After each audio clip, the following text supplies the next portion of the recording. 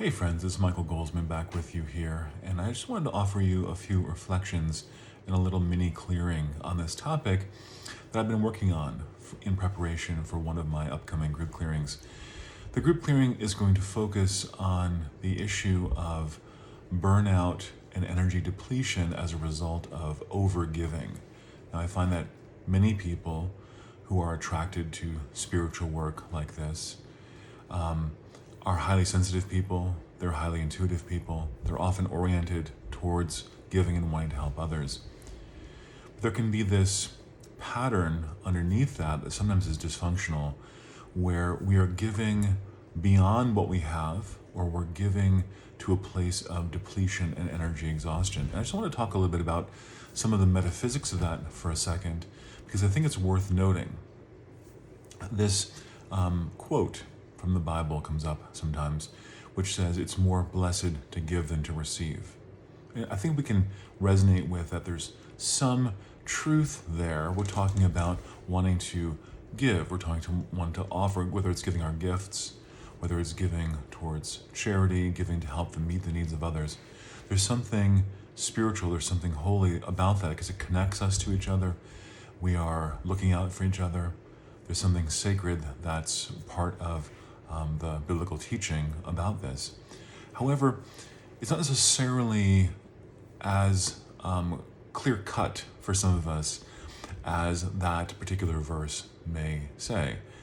If the idea that giving is just as such, just giving, is more blessed than receiving, then people who give and give and give to the point perhaps of burnout or exhaustion, or people perhaps who, for whatever reason, they might find themselves in a situation where they're having to work 80 hours, 100 hours a week to the point of exhaustion and depletion, that these should, according to that verse, be the most blessed people, right? You might think.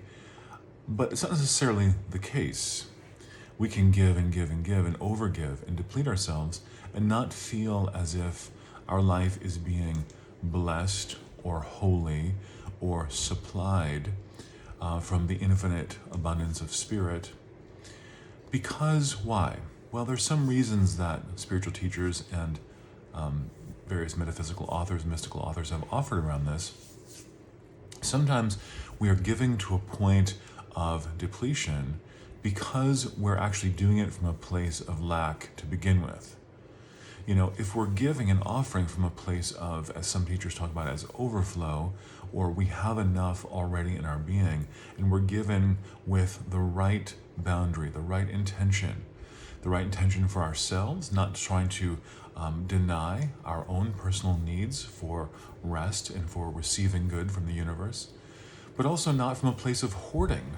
If we don't give at all, this is the opposite of this verse. If we are not giving at all of our gifts, of our time, of our money, of our talents, of our kindness and words to others, that can be considered, metaphysically speaking, to be a form of hoarding. We're holding back that which is ours to give.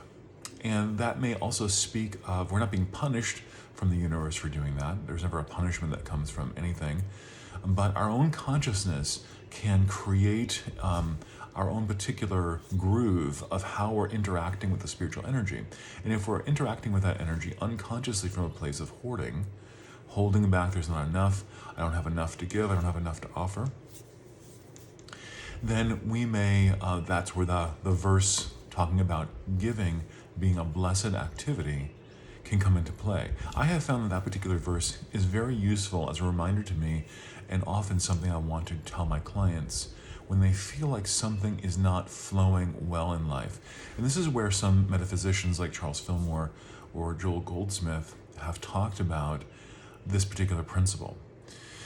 That the principle of holding back, not giving, is a principle where often we are mired in lack and limitation. We don't believe there's enough to give, and therefore we mirror that in our own lives, where we find, oh, there's not enough for me either.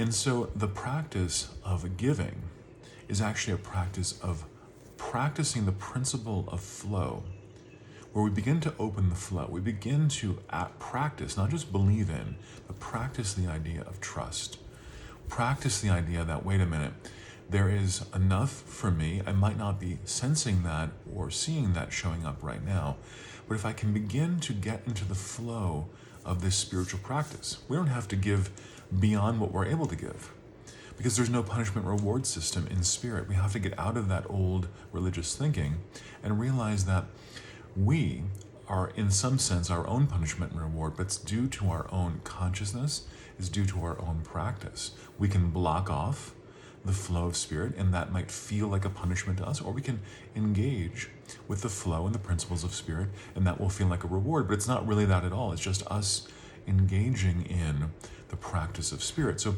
when things are not manifesting in life, I often suggest to people, can you find a way to begin to give more?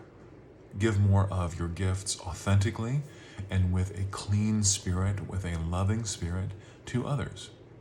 Can you find a way to do that? It could be anything: time, money, even something small. It could be developing our talents. If we've been hoarding them, holding them back and saying, well, there's no one out there who would really care about what I have to offer. Maybe we could give that in some small way to someone who needs it in that moment and feel the uplift. You know, you and I probably both know that when you've given something, even anonymously sometimes, or just given a gift, maybe it's a birthday gift, or done a favor for someone, or maybe they didn't even ask for it, and you've helped out, it feels good to us to do that also. And that good feeling that we get from it is, I think, the feeling of clicking and coming back into a feeling of flow and spiritual alignment. Now, the opposite end of the spectrum, as I started this video by saying, is that if we're giving and giving and giving chronically to a point of depletion, it can be that we are trying to affirm our own sense of lack, our own sense of punishment or separation. It can be that we're not really open to receiving. Giving is good, but receiving is the other, it's the yang to that yin. It's just like saying exhaling is good, but if you exhale but don't inhale, that's not very good, right? That's like giving and receiving. Giving is good, but if you don't receive, how are you going to give?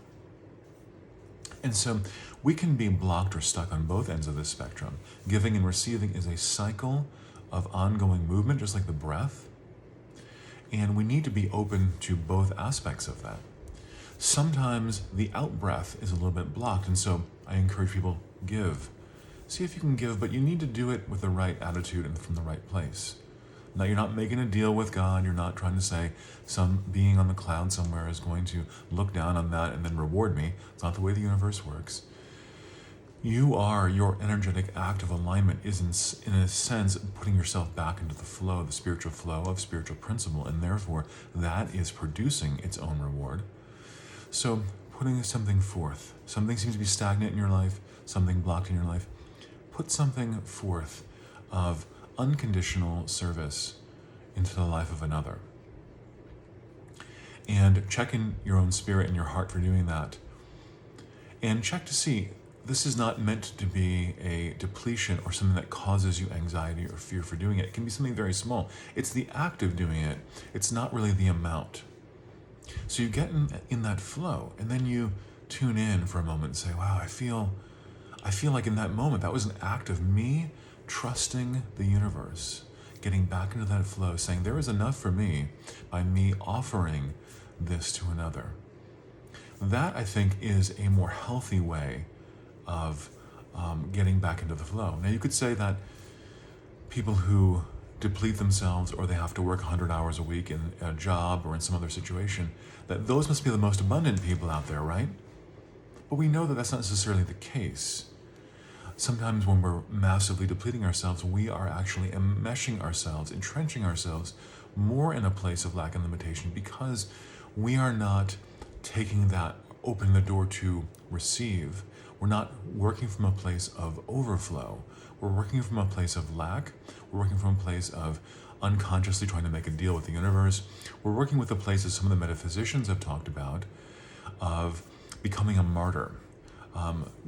Charles Fillmore, Joel Goldsmith, both have recommended that we do not try to become a martyr as a way of manipulating the universe to give us things. Oh, look at Michael down there. Boy, he's given all of this stuff. He must be, we have this mentality sometimes. Oh, the universe looking down saying, well, I better give him some reward because he's really martyred himself for the sake of something or someone else. That's not the way the universe works. The universe is not making conscious choices for you. There's not some sort of leaderboard somewhere where there's a being called God in the sky who's rewarding some people, punishing other people. You have to ask in the right way. You have to plead in the right way. It's not the way the universe works. The universe does not work on that way. It works on principle. And so, as I've been describing in this video, if we can align ourselves more with the principles, the in-breath, the out-breath, giving from the overflow, but I'm also open to receiving. Allowing yourself to rest and not give too much is itself an act of receiving. Sometimes it can be challenging for us, and I know I'm speaking to people who are light workers and empaths and highly sensitive people, and it can feel sometimes scary. We often come to this point in our life because we've had pain, difficulties, even trauma in our earlier years, and it's caused us to have to break out from the ordinary 5 sense reality in life. But sometimes there can be some additional imbalance that we need to address in those in that awakening process that we've been through. So I want to just take a moment with you to allow what I just said to sort of integrate and begin to bring in a little bit of energy. So if you want to join me in this, I'm just going to begin to bring in some energy. I'm going to ask it to be with you where you are in this moment. Taking a deep breath in. This is your opportunity to receive, right? And in some ways, it's my opportunity to give. But with energy work, giving and receiving is interlinked. I remember my first Reiki practitioner and teacher once taught me, I said, "Are you get depleted when you do this work?" She's like, "No, I get a session when I give a session." And I thought, what a great job that would be. So this is true, really, of energy work in general. So I'm just going to ask for a clearing process for you. And whatever it is that you're working on in life right now, I'm just going to ask, again, I'm holding a space of facilitation using techniques and using presence that I've worked on over the years for you, but this is actually you and your own higher intelligence who is doing this work. We're going to ask to just help you out, to help clear blocks in the way, help clear root issues, problems, challenges.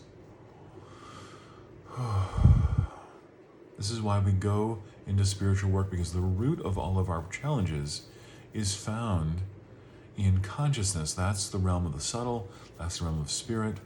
And so when we open there, we're opening to the field of grace, we're opening to the field of possibility.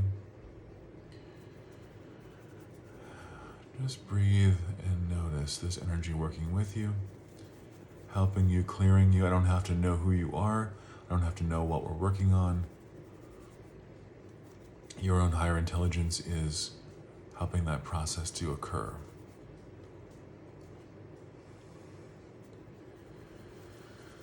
Just notice whatever you're sensing in this moment. What happens as the result of spiritual clearing work of any kind is really that we feel more of our true spiritual nature or connection. I'm just sort of working with some energy here. Just notice that. Feels really good. It's moving quickly. I'm just going to seal up this energy now. Just a little taste of it in this clearing. But you know, that's all it takes, to quote another biblical passage, is that faith the size of a mustard seed. It means just opening the spirit just a little bit is all it takes for us to, plugging in, reconnecting, feeling. Notice what you felt in this video, and also notice if you had any insights from what I said here. Is there something you can take from this video now? Maybe you've been over-giving from an unconscious place of even martyrdom. Sometimes we'll have a pain that will have happened years ago, and we go into this mode of over-giving now because we're trying to kind of get back at the person who may have caused us this. Like, look what you did to me.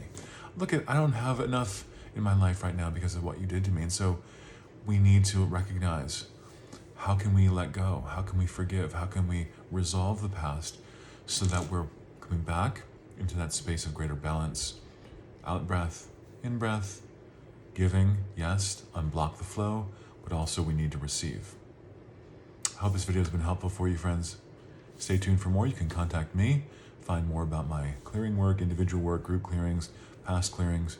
They're downloadable on my site, clearandconnect.com. Anytime, I'd love to hear from you.